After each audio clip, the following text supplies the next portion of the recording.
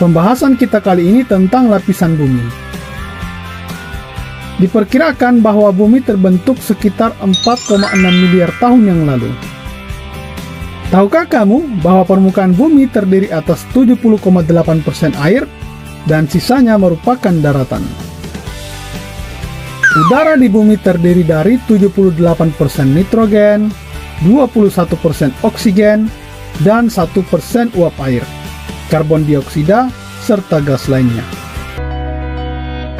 Bumi adalah satu-satunya planet di Bima Sakti yang menunjang adanya kehidupan. Mengapa demikian? Makhluk hidup di bumi memerlukan oksigen dari udara untuk bernafas. Udara adalah komponen pendukung kehidupan yang sangat penting. Udara di bumi ini terdapat pada bagian atmosfer.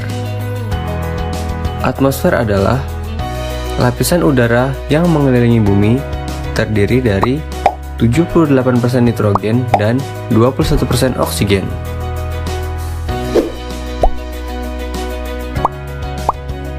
Atmosfer memiliki beberapa lapisan.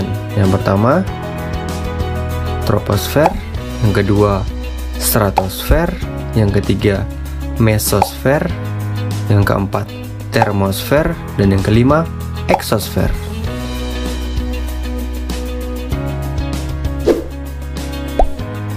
Yang pertama, troposfer. Troposfer merupakan lapisan udara paling bawah dari atmosfer yang memiliki ketinggian antara 0 sampai 10 km di atas permukaan laut. Sebagian besar aktivitas makhluk hidup di bumi, termasuk manusia yang sedang berjalan, belajar, bermain, dan lainnya, berada pada lapisan ini. Pada lapisan ini juga terjadi proses pembentukan gejala cuaca seperti awan, hujan, dan angin.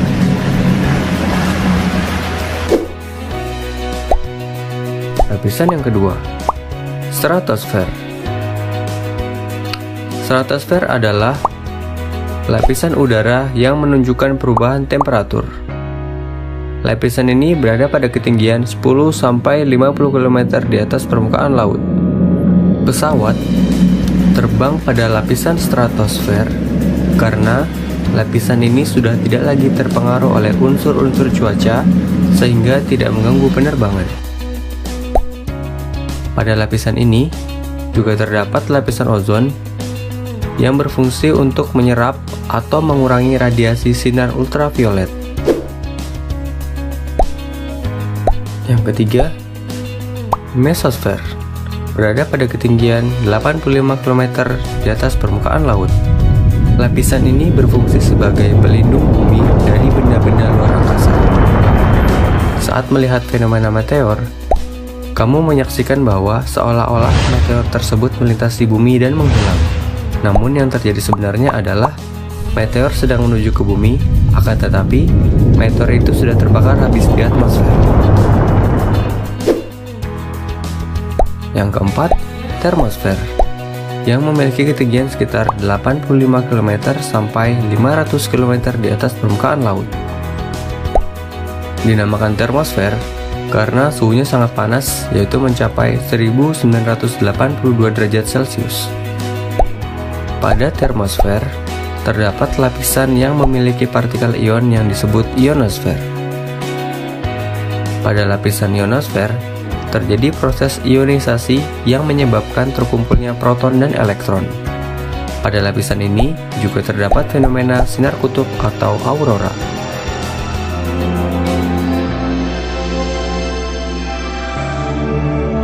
Lapisan yang terakhir adalah eksosfer, yang merupakan batas atmosfer bumi dan luar angkasa. Kandungan utama dari eksosfer adalah gas hidrogen.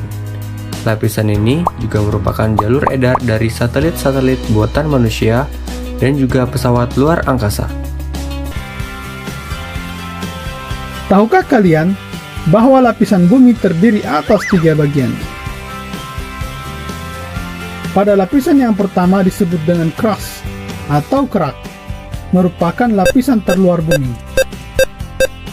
Lapisan ini merupakan tempat tinggal bagi seluruh makhluk hidup. Kerak bumi terdiri atas batuan ringan yang memiliki ketebalan yang berbeda antara 30 sampai 50 km. Yang pertama, kerak benua, yaitu kerak bumi yang berada di daratan. Yang kedua, kerak samudra, yaitu kerak bumi yang berada di dalam laut. Selanjutnya, lapisan kedua, yaitu mantel atau selubung bumi. Lapisan ini merupakan lapisan paling tebal dengan ketebalan lapisan mencapai 2.900 km yang tersusun atas lapisan batuan padat dengan suhu bagian bawah selimut bumi mencapai 3.000 derajat Celcius. Dan bagian bumi yang terakhir adalah core atau inti bumi. Inti bumi tersusun dari material cair dengan penyusun utama logam besi 90%, nikel 8%, dan lain-lainnya, yang terdapat pada kedalaman 2.900 hingga 5.200 km. Lapisan ini dibedakan menjadi lapisan inti luar dan lapisan inti dalam. Litosfer. Lapisan tanah memiliki struktur tanah yang berbeda-beda. Contohnya, tanah humus yang dapat digunakan untuk bercocok tanam. Pada bagian tengah, terdapat tanah dengan struktur yang lebih keras, dan pada lapisan selanjutnya tersusun dari bebatuan. Dengan demikian, tanah di bumi memiliki lapisan-lapisan tertentu dengan struktur tanah dan batuan yang berbeda. Litosfer adalah lapisan batuan yang ada di bumi. Dalam arti yang luas, litosfer juga berarti seluruh bagian padat yang ada di bumi, termasuk intinya. Berdasarkan struktur bumi, ada dua teori mendasar yang perlu dipelajari. Yang pertama, teori tektonik lempeng, dan yang kedua, teori gempa bumi dan gunung berapi. Yang pertama, teori tektonik lempeng. Berdasarkan teori ini, kerak bumi dan bagian atas dari mantel bumi terbagi menjadi beberapa bagian. Bagian ini disebut lempeng. Lempeng bersifat plastis dan dapat bergerak di lapisan ini. Ketika lempeng bergerak, akan terjadi interaksi saling menjauh dan memisah. Selain itu, lempeng juga bisa saling mendekat hingga terjadi tubrukan.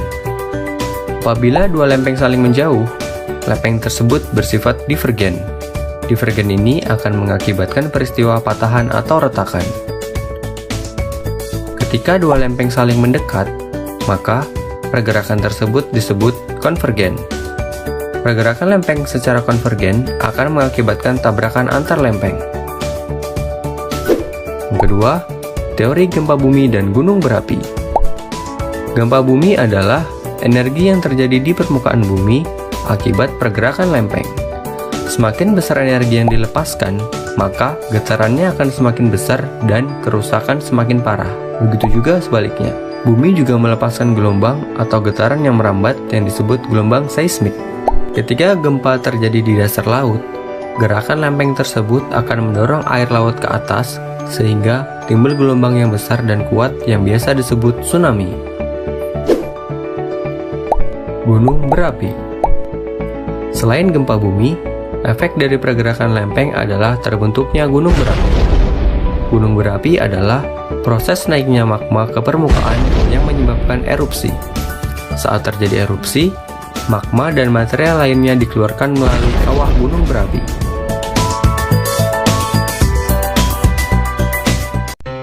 Hidrosfer. Perhatikan bentuk bumi berikut ini. Dari sini kita menemukan bahwa hampir 70% dari bagian bumi ini berwarna biru. Warna biru tersebut adalah perairan yang ada di bumi. Hidrosfer adalah lapisan air yang menyelimuti bumi. Air sangat penting untuk kehidupan. Hampir setiap elemen yang ada di bumi memerlukan air untuk kelangsungan hidupnya, seperti tanaman yang membutuhkan air untuk proses berfotosintesis. Sedangkan manusia membutuhkan air untuk metabolisme tubuh dan kebutuhan hidupnya. Jika semua makhluk hidup yang ada di bumi memerlukan air, apakah air di bumi dapat berkurang atau habis? Atau jumlahnya akan bertambah ketika hujan? Atau bahkan tetap? air di bumi memiliki sebuah siklus yang dinamakan siklus hidrologi atau siklus air. Siklus air adalah perputaran air secara terus-menerus dari bumi ke atmosfer dan kembali lagi ke bumi. Ada 3 jenis siklus air, yaitu siklus pendek, sedang, dan panjang. Besarnya jumlah bencana di Indonesia merupakan masalah yang harus ditangani secara serius. Menyikapi bencana yang jumlahnya terus meningkat setiap tahun, Indonesia telah membangun sistem penanggulangan bencana. Sudahkah Anda siap hadapi ancaman bencana? Kenali jenis bencana, potensi, dan cara menghadapi ketika bencana itu datang. Banjir. Bencana ini dikarenakan curah hujan yang tinggi dan tidak diimbangi dengan serapan tanah yang cukup. Berikut cara menghadapi bencana banjir. Pertama, jika terjadi banjir, segeralah beranjak ke tempat yang lebih tinggi. Kedua, waspada terhadap arus bawah, saluran air, kubangan, dan tempat-tempat lain yang tergenang air. Ketiga, amankan barang berharga di rumah Anda. Keempat, matikan semua jaringan listrik. Jangan menyentuh peralatan yang bermuatan listrik apabila Anda berdiri di atas air. Kelima, jangan berjalan di arus air karena dapat mengakibatkan Anda terjatuh. Bila terpaksa berjalanlah pada pijakan yang tidak bergerak, gunakan tongkat untuk mengacak kepadatan tempat Anda berpijak. Dan yang terakhir, jangan mengemudikan mobil di wilayah banjir. Apabila air mulai naik, abaikan mobil dan keluarlah ke tempat yang lebih tinggi. Tanah longsor. Bencana ini seringkali dipicu oleh curah hujan yang tinggi. Struktur tanah yang labil sangat mudah mengalami longsor dan mengakibatkan bencana bagi masyarakat yang berada di posisi lebih rendah. Tanah longsor juga dapat dipicu oleh getaran gempa hingga merontokkan struktur tanah di atas. Berikut cara menghadapi bencana longsor. Pertama, waspada terhadap curah hujan yang tinggi. Kedua, bila terdengar suara gemuruh, segera keluar cari tempat lapang dan tanpa penghalang. Ketiga, perhatikan kondisi tanah sebagai pijakan yang kokoh bagi langkah Anda. Dan yang terakhir, ikuti instruksi evakuasi dari pihak berwenang. Letusan gunung api. Bencana ini merupakan keluarnya materi dari dalam bumi seperti debu, awan panas, asap, kerikil, bebatuan, lahar panas, dan magma. Berikut cara menghadapi bencana letusan gunung api. Pertama, perhatikan arahan Pusat Vulkanologi dan Mitigasi Bencana Geologi atau PVMBG terkait dengan perkembangan aktivitas gunung api. Kedua, persiapkan masker dan kacamata pelindung untuk mengantisipasi debu vulkanik. Ketiga, mengetahui jalur evakuasi dan shelter yang telah disiapkan oleh pihak berwenang. Keempat, mempersiapkan skenario evakuasi lain apabila dampak letusan meluas di luar prediksi ahli. Dan yang terakhir, persiapkan dukungan logistik seperti makanan siap saji dan minuman, lampu senter dan baterai cadangan, uang tunai secukupnya, obat-obatan khusus sesuai pemakai. Gempa bumi. Bencana ini merupakan guncangan yang terjadi di permukaan bumi yang disebabkan oleh tumbukan antar lempeng bumi, patahan aktif, aktivitas gunung api, atau runtuhan batuan. Getaran gempa bumi tidak membunuh. Yang membunuh adalah benda atau bangunan yang roboh akibat tidak tahan getaran atau fondasi buruk. Hal lainnya karena kebakaran atau tertimbun longsor yang disebabkan getaran. Berikut cara menghadapi bencana gempa bumi. Pertama, utamakan keselamatan diri, bukan barang. Lari secepat mungkin keluar ruangan atau rumah. Carilah tanah lapang. Kedua, jika tidak mungkin untuk melarikan diri dari dalam bangunan, carilah meja atau benda lain yang kuat yang dapat dipakai untuk berlindung. Ketiga, jauhi peralatan rumah yang mungkin akan jatuh. Keempat, bagi penduduk di wilayah pegunungan, waspadalah terhadap runtuhan batuan dan tanah longsor. Kelima, dan juga bagi penduduk yang bermukim di wilayah pantai atau pinggir laut, segeralah berpindah ke daratan yang lebih tinggi karena gempa di dasar laut berpotensi dan merupakan pertanda umum terjadinya tsunami. Dan yang terakhir, waspadalah akan kemungkinan gempa susulan. Bagi penduduk di wilayah pantai atau pinggir laut, gempa bumi dari arah laut berpotensi dan merupakan pertanda umum terjadinya tsunami. Bencana ini merupakan gelombang air laut besar yang dipicu oleh pusaran air bawah laut karena pergeseran lempeng, tanah longsor, erupsi gunung api, dan jatuhnya meteor. Berikut cara menghadapi bencana tsunami. Pertama, menyalakan radio untuk mengetahui apakah tsunami terjadi setelah adanya gempa bumi di sekitar wilayah pantai. Kedua, bila ada peringatan atau tanda-tanda tsunami, cepat bergerak ke arah daratan yang lebih tinggi. Ketiga, waspada apabila terjadi air surut. Jauhi pinggir pantai, ini merupakan salah satu peringatan tsunami dan harus diperhatikan. Dan keempat, utamakan keselamatan dan bukan barang-barang Anda. Kebakaran hutan dan lahan merupakan bencana yang dapat terjadi karena sengaja atau tidak secara langsung dilakukan. Bencana ini seringkali menyebabkan asap yang dapat mengganggu aktivitas dan kesehatan masyarakat. Berikut cara menghadapi bencana kebakaran hutan dan lahan.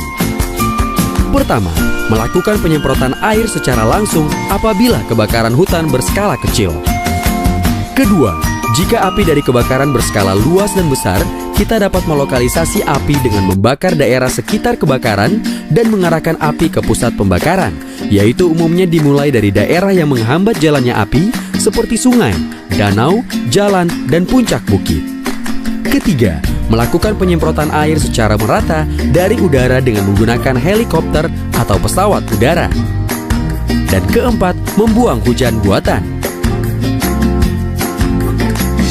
Angin puting beliung.